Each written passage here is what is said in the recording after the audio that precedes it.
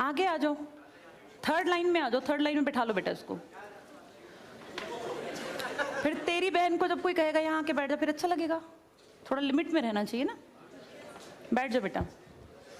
चलो अपने देखो, अपने व्यवहार को ऐसा रखो जैसा तुम दूसरे के साथ करो, तुम्हारी बहन के साथ वही होगा।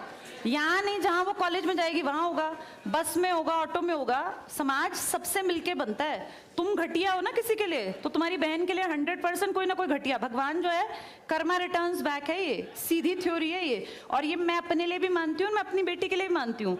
मैं जैसा कर रही हूँ ऐसा ही मेरे साथ होगा, या मेरे घर वालों के साथ। तुम जैसा कर रहे हो ऐसा तुम्हारे भाई बहनों के साथ होगा ही होगा।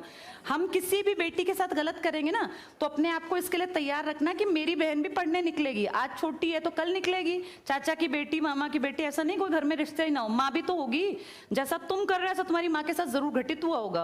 अब तुम कर रहे हो। बड़े अच्छे कई एड्स हैं, उसमें एक जवान लड़का ना सीटी बजा रहा होता है, तो उसकी माँ, देखा तुम लोगों ने वो, उसकी माँ कहती है बेटा मत कर। तुम्हारी उम्र का था वो लड़का, उसकी माँ लगा लो मेरी एज की मुझसे 2-4 साल बड़ी होगी, क्योंकि जो बच्चे 20 के हैं उनके माँ 40-45, उनकी माँ 45 साल तक की होती हैं। तो लगातार सीटियां बजा रहा है, उसकी माँ उसको कहती है बेटा मत कर। वो इरिटेट हो जाती है, तो वो फील करता है कि मेरी माँ ऐसा क्यों, मतलब क्यों चिढ़ रही है सीटी बजाने से, घर में बैठ के बजा रहा था सीटी। तो उसकी माँ को याद आता है कि जब मैं रोज बस स्टॉप पे जाती हूँ, 45 साल की अधेड़ उम्र की एक औरत, एक घटिया लड़का, मतलब ऐसे नहीं होते बिल्कुल ही घटिया जिनकी परवरिश हो, वो रोज उसको परेशान करता है, उस 45 साल की औरत को। तो उसको फिर फील होता है कि ये मेरा बेटा जो हरकत कर रहा है ये उस लड़के से मेल खाती है। बहुत अच्छा ऐड है, उसका एसेंस बहुत अच्छा निकल के आता है कि एक्सप्लॉयटेशन सिर्फ जवान लड़कियों का नहीं होता। आप गलत कर रहे हो ना, कोई आपकी माँ के साथ, आपकी बहन के साथ कहीं ना कहीं कोई गलत करेगा फिर। इसलिए समाज को अच्छा बनाओ, क्लास को ऐसा बनाओ, कोई लड़की वहां से अगर आ रही है और तुम कह रहे हो यहाँ आ जा, तो ये ठीक है। ये अपने आप सोच के देखो, ये हमारी परवरिश को भी दिखाता है कि हमारी परवरिश कैसी माँ ने की है।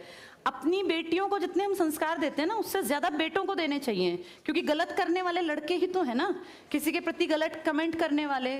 ये ठीक नहीं होता।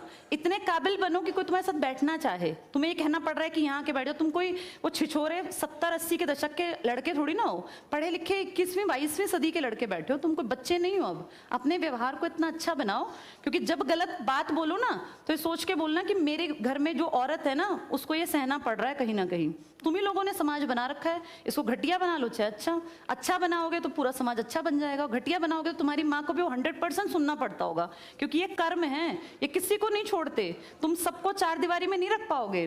तुम्हारी माँ को भी कहीं ना कहीं बाहर निकलना पड़ता है, चाहे वो मार्केट सब्जी लेने जाती हो, गाँव में रहते हो तो गली में तो निकलती है ना, उसको भी सुनना पड़ता होगा, क्योंकि समाज बनाने वाले तुम ही लोग हो। तो ये ध्यान रखो सबको कि भाई किसी को हमारे किसी भी कमेंट से बुरा ना लगे, और इनको अलग मत समझो। जैसे तुम्हारी बहनें ऐसी ही ये हैं, पसंद आना कोई अलग बात होती है, पर व्यवहार अच्छा रखना चाहिए। तुम्हारी परवरिश अच्छी माने की है, कम से कम ये दिखा के चलना।